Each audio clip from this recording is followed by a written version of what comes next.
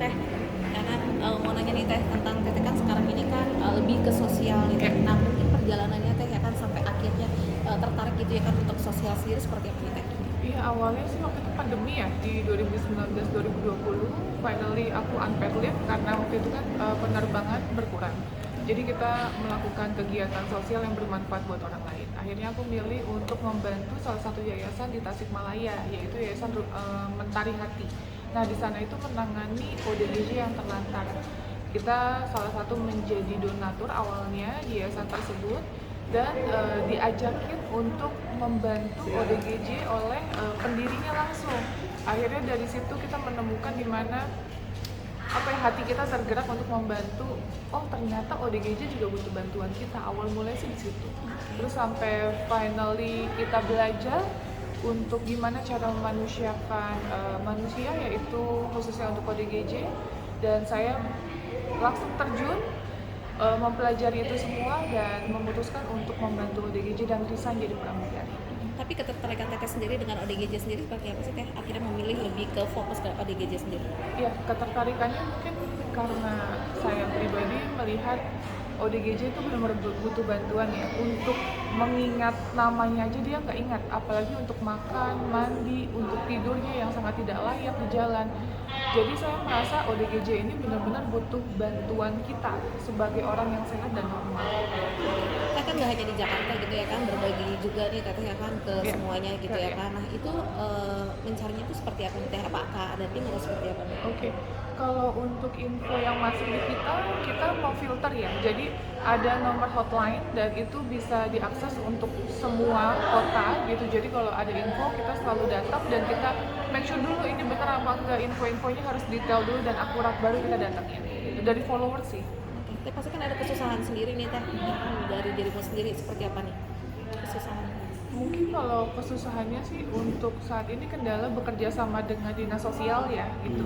Karena kita kan di sini yayasan independen, yayasan swasta. Jadi kalau misalnya bergerak, saya mampu langsung jalan tanpa harus ada ACC dari mana-mana. Apalagi kan undang-undang mengatakan fakir miskin dan orang telantar dipelihara oleh negara. Dan adanya saya di sini sebagai volunteer membantu tugas negara. Seperti itu.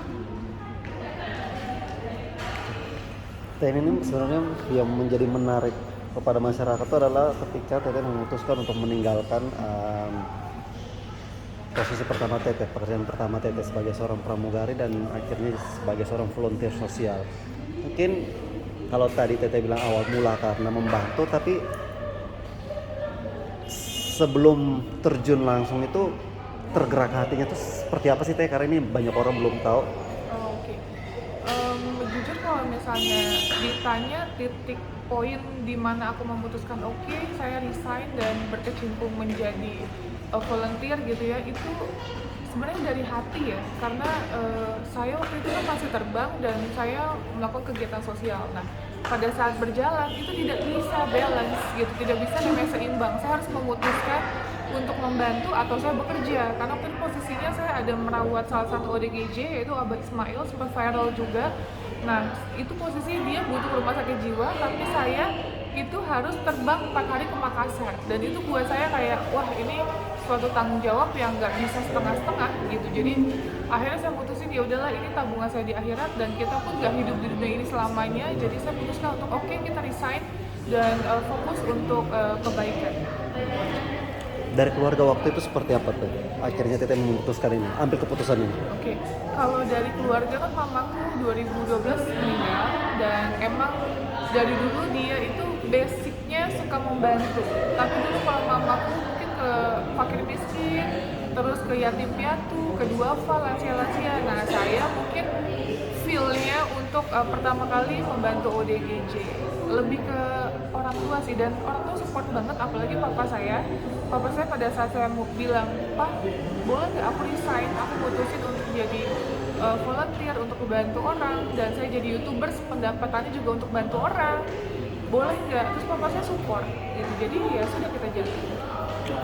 Teh, tidak bisa dipungkiri juga bahwa ketika Teteh terjun ke kemanusiaan seperti ini, banyak yang mendukung namun tidak sedikit juga yang akhirnya mencibir Teh. Bagaimana akhirnya Teteh bisa melewati rintangan-rintangan itu? Seperti kita tahu bahwa belakangan kemarin juga sempat Teteh dihantam sama beberapa masalah yang tidak mudah. Iya. Mungkin seperti apa Teteh?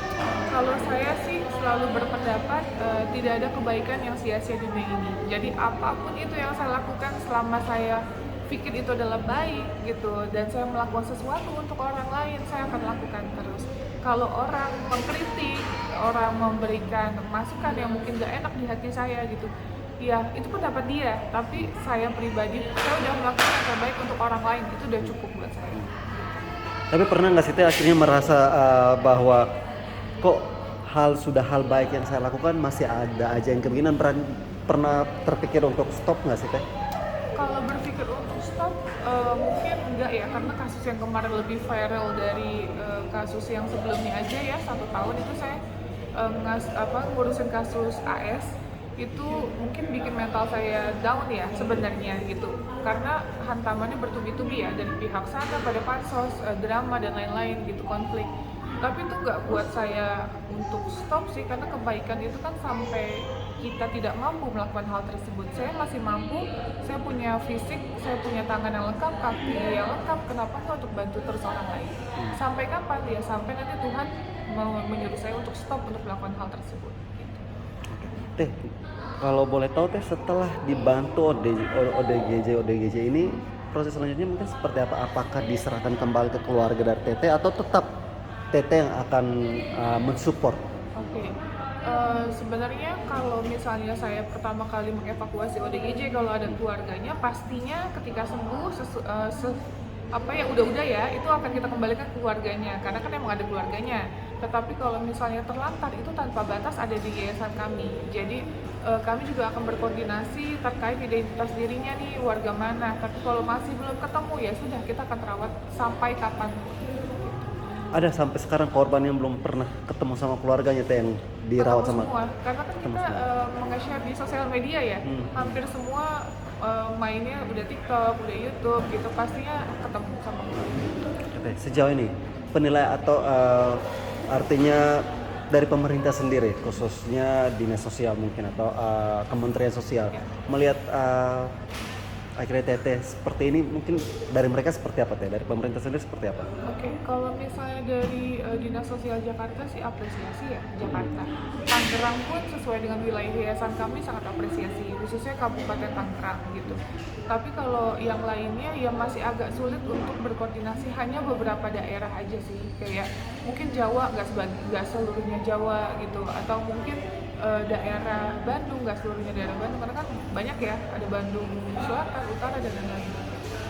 Artinya Teteh sendiri udah nggak bergerak sendiri saat ini, udah kerjasama dengan berbagai stakeholder dan pemerintah, atau mungkin seperti apa Teh? Iya. Saya berusaha untuk melibatkan aparat ya, entah mungkin dari dinas sosial dan lain-lain. Tapi kalau misalnya kita masih dipersulit, kita susah, kita akan bergerak sendiri. Karena menurut saya kebaikan itu tidak bisa ditunda ya, apalagi kalau misalnya urgent, misalnya ODGJ sakit atau apa, kita harus nunggu ACC kan nggak mungkin juga gitu. Sedangkan ini butuh perawatan, jadi semaksimal mungkin kita lakukan yang terbaik dan gerak cepat sih. Teh, mungkin dari semua yang Teteh lakukan ini, goals Teteh apa sih Teh? Apa sih yang dicari sama Teh Novin? Oke, kalau dibilang goals sih nggak pernah ada goals dalam hidup saya gitu ya, karena membantu itu kayak mengalir aja seperti air. Kita bantu kasus-kasus tentang anak pelecehan, kita ikut alurnya ODGJ, lansia gitu, kita ikutin alur aja selama itu kebaikan. Tapi mungkin lebih ke mimpi saya ya, saya pengen punya yayasan mungkin saat ini bisa menampung cuma maksimal 30 orang, tapi mungkin impian saya mau menampung 500 orang atau mungkin 1000 orang, yang banyak suatu hal kebaikan yang bisa saya lakukan lebih kapasitasnya dari saat ini. Itu sih yang lain. Pernah merasa Teh, ini kan maksudnya semua ini kan bergerak dari pribadinya Teteh. Teteh sendiri pernah merasa khawatir nggak sih akan kayak merugi materi? Pernah punya pikiran sampai di situ nggak Teh? Dari awal kita bikin yayasan itu nggak pernah ada untungnya, karena semua pendapatan itu endorsement dan lain-lain saya berikan ke yayasan. Jadi nggak pernah yayasan memberikan ke saya, itu saya pastikan gitu. Jadi kalau dibilang untung nggak pernah ada untung, karena kebaikan itu tidak pernah mencari untung gitu. Saya cuma melakukan ini, saya pengen berguna buat orang lain. Selama saya masih dikasih kesempatan, saya masih hidup, saya semaksimal mungkin untuk membantu siapapun yang membutuhkan sih.